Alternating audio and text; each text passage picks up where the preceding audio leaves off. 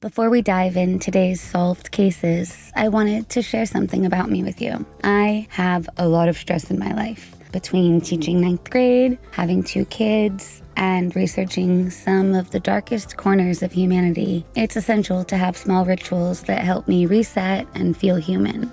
One of those rituals for me has been exposing myself to new fragrances. That's why I've been using Scentbird, a subscription service that lets you try designer and niche fragrances every month without committing to a full-sized bottle. I love my kids, and I love my dog, but I don't necessarily want to smell like either one of them, and that's where Scentbird comes in. You get these adorable mini perfumes delivered to you every month, and whether you keep them in your purse, at home, in your car, you can guarantee that you're going to be leaving fresh every time. This month, thanks to Scentbird, I discovered 2 new fragrances I would have never found. The first one is Merc's Acqua di Lusso. It's a fresh, elegant blend of bergamot, gardenia, jasmine, and a hint of coconut. It smells like a luxury vacation bottled up, equal parts clean and tropical.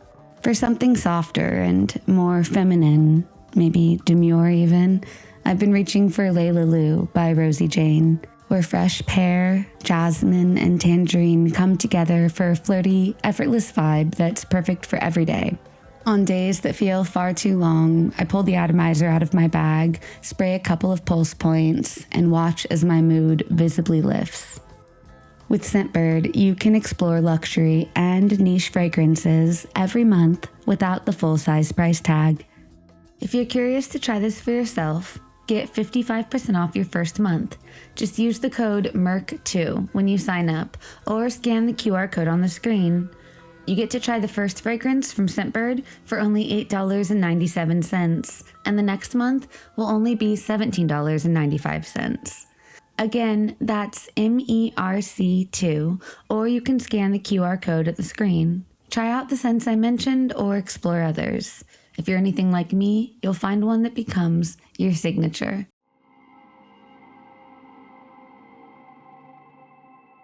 Catherine Blackburn was described as a responsible, independent woman who had carved out a stable life for herself. Born around 1914, she worked as the forewoman at the Fuller Brush Company, a position that reflected her competence and respect within the community. In 1964, she was living alone in her home on Colony Street, separated from her husband, an Air Force veteran stationed in Japan. Though she lived independently, her lifestyle was far from isolated. Her friends and family described her as sociable, organized, and cautious. But like many women of her time, she was also navigating the practical realities of maintaining a household alone.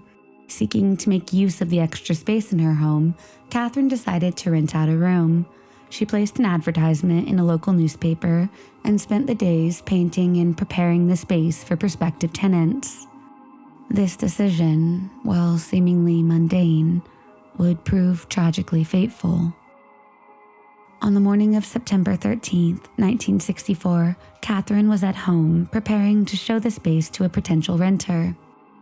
She was last heard abruptly ending a phone call with her sister as she attended to the prospective tenant's arrival. That day, a coworker who was supposed to pick Catherine up for work became concerned when she failed to appear, and they eventually alerted Catherine's niece, Sandra Carmichael. Sandra, known by her friends as Sandy, went to the house to check on her aunt and made the devastating discovery. Catherine Blackburn had been brutally attacked inside of her own home. The scene was one of extreme violence. Catherine had been bludgeoned at the back of her head, stabbed in the neck, and subjected to a violent sexual assault. The attacker sadistically heated up several steak knives on her gas stove and then burned shapes into her lips and her chest. The combination of sexual assault and fatal physical trauma suggested a frenzied and deeply personal attack. The coroner, who examined the scene, said bluntly, quote, "We're dealing with a sadistic sex maniac." The murder left a lasting mark on the community, and for Catherine's family, the pain has never faded. Decades later, Her niece Sandy would recall, quote, "Evil encountered my aunt's house and changed our lives forever." The Albany Police Department launched an extensive investigation, but in an era prior to DNA profiling, forensic capabilities were highly limited. The Albany Police Department launched an exhaustive investigation, but in an era before DNA profiling, forensic capabilities were highly limited. Still, the detectives of 1964 displayed a meticulous attention to detail that would later prove invaluable. They collected physical evidence from throughout the home, including blood samples, a footprint in the yard, and various personal items. Among these was a slip of paper with 117 written on it, Catherine's home address, and a receipt torn from her book. By examining pen impressions left behind, investigators determined the name on the missing receipt, but it later turned out to be a false lead. The killer had fabricated a name in order to disguise his identity, confirming that Catherine had been deliberately targeted and deceived. However, the most crucial piece of evidence would not reveal its importance for another 60 years. A handkerchief found beneath Catherine's body seemed insignificant at the time. However, this single fabric item had come into direct contact with the assailant and had retained his biological material. In 1964, forensic scientists could only determine basic blood types using serology. Groupings by blood type, such as A, B, or O, was all police could go on. Without the technology to individualize biological evidence, and with no known suspect with which to match fingerprints against, the case stalled. Despite detectives' best efforts, Catherine's murder became yet another unsolved file in the Albany Police Archives. But while most cold cases from the 1960s would later deteriorate due to poor evidence storage, Catherine's survived. In 2018, Albany Police Commander Melissa Morey reviewed Catherine's case and discovered something remarkable. All the original physical evidence, including the handkerchief, had been perfectly preserved and remained intact for testing. This was an extraordinary discovery. Few cases from that era retained any usable biological material after so many decades exposed. The disciplined chain of custody maintained by Albany investigators across generations was the reason that Catherine's killer could still be identified. Their foresight in preserving even minor items made the difference between a case lost to time and one that could still speak through science. With support from the FBI and advanced DNA sequencing at a Texas lab, a full genetic profile was extracted from this crucial evidence in 2023. The resulting DNA was compared against genealogy databases, and police found a hit. After exhuming a body and testing it, police can conclusively say that Joseph Stanley Norikowski, a man whose body had been buried since his death in 1998, definitively matched the sample left on the handkerchief decades prior. Joseph Nowakowski was 33 at the time of the brutal murder, with a lengthy criminal record dating back to his teenage years. Police files revealed multiple burglaries and several prison terms throughout his life. Most disturbingly, in 1973, 9 years after Catherine's murder, he was convicted for the violent assault of another elderly woman, this time in Schenectady. The pattern was unmistakable. He preyed upon weaker, older, vulnerable women, often targeting those who lived alone. It was the hallmark of a predatory offender who police say most likely committed additional, unlinked crimes during the 1960s and 1970s. Investigators now believe Nowakowski may be responsible for other unsolved assaults and homicides in the region. At the time, he had not been under suspicion and appears to have had no personal connection to Catherine. After serving time in the 1970s for another violent crime, he was released in 1980 and led a mostly quiet life until his death. He was allowed to die peacefully in 1998 at the age of 67, having never faced justice for his most violent act. Confirmation of his DNA at the scene finally closed the case after 61 years, allowing the family and the community to finally name the killer. Yet the full circumstances and motive, how Nowakowski found his way into Catherine's life and home, remain unresolved, preserving a persistent shadow of mystery in this otherwise solved crime. The question of why Catherine had to die so horribly at the hands of a stranger is one that, even with a name attached, can never be truly answered.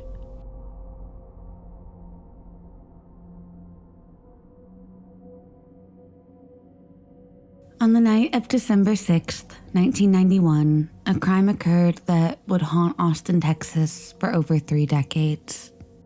Shortly before midnight, an Austin Police Patrol officer noticed flames coming from a yogurt shop located at 2949 West Anderson Lane near North Cross Mall.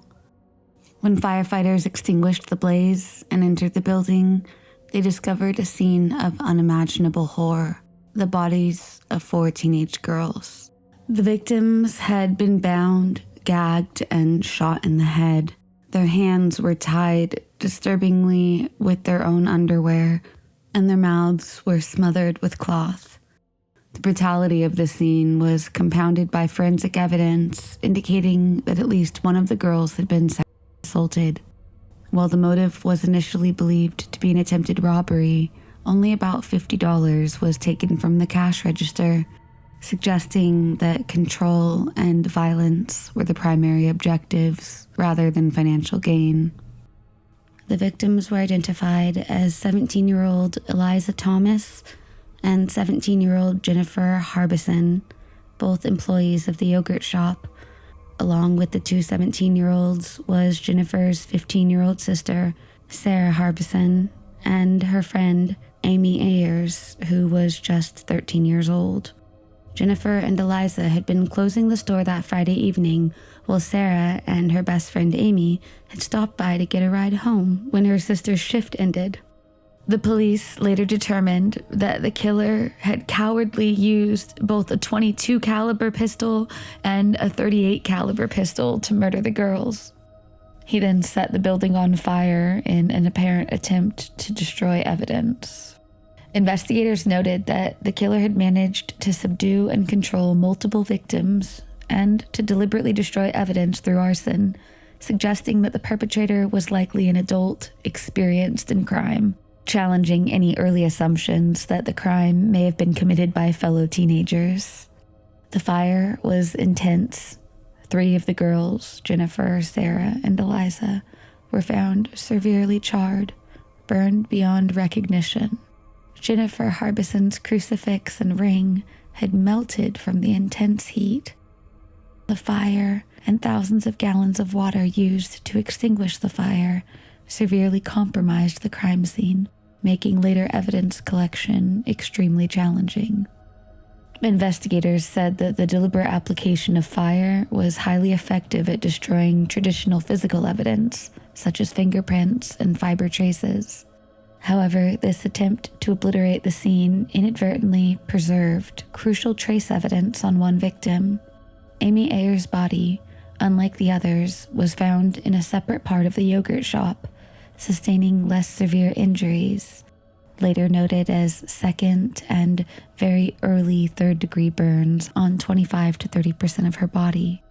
This slight disparity in the destruction of evidence, possibly due to her location or a desperate final struggle, resulted in the preservation of critical trace DNA evidence, surviving the trauma of the fire and the subsequent water exposure from the automatic sprinklers and later firefighting efforts. The sheer brutality of the murders shocked Austin and led to intense community and political pressure on the Austin Police Department. The case quickly became one of the most high-profile unsolved murders in the history of the area. Investigators received thousands of tips and, unfortunately, dozens of false confessions. The investigation took a troubling turn when focus shifted to a group of local teens. 1 week after the murders, 16-year-old Maurice Pierce was arrested while he was at a nearby shopping mall. He was charged with possessing a .22 caliber pistol, the same make and model as one of the weapons used in the crime. Pierce was arrested along with his friends Robert Springsteen, Michael Scott, and Forrest Wellborn, all of whom were questioned. Under intense interrogation by Austin Police Detective Hector Polanco, Pierce confessed to the murders. However, when Detective John Jones interviewed Pierce the following morning, he realized the confession did not match the crime scene details. And ballistic tests on Pierce's gun were inconclusive. All 4 teenagers were later released back. With no new leads, the case grew cold. It remained that way until 1999, when a new task force, deemed the Yogurt Shop Task Force, was formed to reinvestigate the murders. The 4 young men were interrogated again, and this time they obtained confession from 2 of the 4 men, Robert Springsteen and Michael Scott. Charges were ultimately dropped against Maurice Pierce and Forrest Wellborn due to lack of evidence, and Robert Springsteen and Michael Scott were the only 2 to go to trial. The sole evidence against them were their own words. The 2 later recanted their statements, arguing they were made under intense psychological pressure and coercion. Despite this, the case went to trial. In separate trials in 2001 and 2002, both Springsteen and Scott were convicted based primarily on their own confessions against each other. Springsteen was sentenced to death, while Scott received life in prison. The convictions brought some sense of closure to the grieving families, who believed that justice had finally been served. However, this sense of closure was short-lived. In 2004, the convictions of the 2 were overturned on constitutional grounds. The Sixth Amendment gives defendants the right to confront accusers, and in Scott and Springsteen's trial, their confessions were used against one another, but they were not allowed to question each other in court. Rosemary Lamberg, the Travis County, Texas District Attorney at the time, was intent on retrying Springsteen and Scott, but before doing so, her office decided to take advantage of what was then a fairly new type of DNA testing called YSTR testing. This was a way of searching for and extracting male DNA only. YSTR testing was ordered on vaginal swabs taken from the victims at the time of the murders. By this point, investigators had come to believe that at least one of the victims had been sexually assaulted. As a result of the YSTR testing, a partial male DNA profile was obtained from one of the victims, but to the surprise of the district attorney's office, the DNA sample did not match any of the 4 men who were arrested. In 2009, the charges against Springsteen and Scott were dismissed, and they were released after spending nearly 10 years in prison for crimes they did not commit. For years after the wrongful convictions were overturned, the case remained unsolved. Then, in 2022, Detective Daniel Jackson of the Austin Police Department's Cold Case Homicide Unit took over the investigation. Jackson brought with him fresh eyes and modern forensic techniques to the decades-old case. The breakthrough came from a combination of advanced DNA testing and ballistics analysis. Jackson worked with subject matter experts on DNA and genealogy in order to identify evidence to be used for retesting, including Amy Ayer's belt buckle, an ice cream scoop, and most crucially, fingernail clippings from the youngest victim. In late June of 2025, Jackson made a decision that would crack the case wide open. He resubmitted the .38 caliber shell casing found in a floor drain at the crime scene to the National Integrated Ballistic Information Network, also known as the NIBIN. The NIBIN is a federal database that stores images of bullet casings and shell casings to help link crimes across jurisdictions. The casing had not been submitted to the NIBIN in many years, and the software had greatly improved since then. On July 2, 2025, Jackson received a hit connecting the yogurt shop case to an unsolved 1998 murder in Kentucky that shared a similar modus operandi. The ballistics evidence indicated that the same gun had been used in both crimes. This connection led investigators to examine other cold cases, and by August of 2025, South Carolina officials informed Austin detectives that DNA from a 1990s assault and murder in Greenville matched the same profile. The man identified was Robert Eugene Brashers, a serial killer who had died by suicide in 1999 during a police standoff with Missouri authorities. Born on March 13, 1958, in Newport News, Virginia, Robert Eugene Brashers lived a double life. On the surface, he appeared to be a family man, married with 3 children. However, he was actually a prolific serial killer and rapist who committed violent crimes across multiple states between 1985 and 1998. His established modus operandi involved binding his victims, sexually assaulting them, and using arson to conceal his crimes. This consistent pattern mirrored the Austin murders, where the victims were bound using their own undergarments, and at least one was sexually assaulted, with the scene then being set ablaze. Brasher's first documented violent crime occurred in 1985 when he shot Michelle Wilkerson twice in the head and neck in Florida. Despite her severe injuries, Wilkerson survived and identified Brashers as her attacker, leading to his conviction, but only a 12-year prison sentence. He was released on parole in 1989. After his release, Brashers embarked on a deadly crime spree across the South.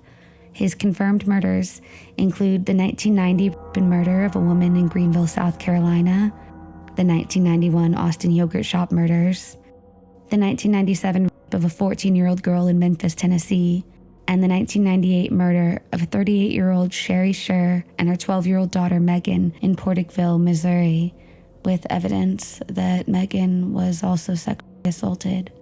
Police believe that Brashers acted alone in all of his crimes, with no evidence of accomplices. Coincidentally, just 2 days after the yogurt shop murders, Brashers was arrested at a border checkpoint west of El Paso while driving a stolen car and carrying a pistol. This arrest history confirmed his presence in Texas immediately following the attack. However, at the time, investigators had no way to connect him to the Austin killings, and he was released. The definitive evidence linking Brashers to the yogurt shop murders came from multiple sources. Most significantly, DNA testing of fingernail clippings from 13-year-old Amy Ayers revealed Brashers' DNA with the odds of 2.5 million to 1. The DNA was likely present because Amy courageously fought back against her attacker in her final moments, enabling police to obtain his DNA. Detective Jackson emotionally noted during the press conference, announcing the breakthrough with tears in his eyes, saying, quote, "Amy's final moments on this earth were to solve this case for us.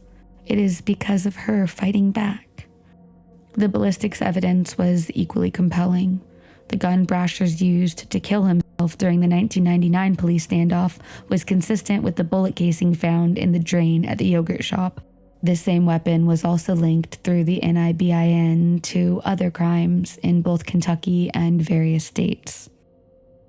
On September 26, 2025, Austin Police Chief Lisa Davis announced that Robert Eugene Brashers had been officially identified as the suspect in the yogurt shop murders.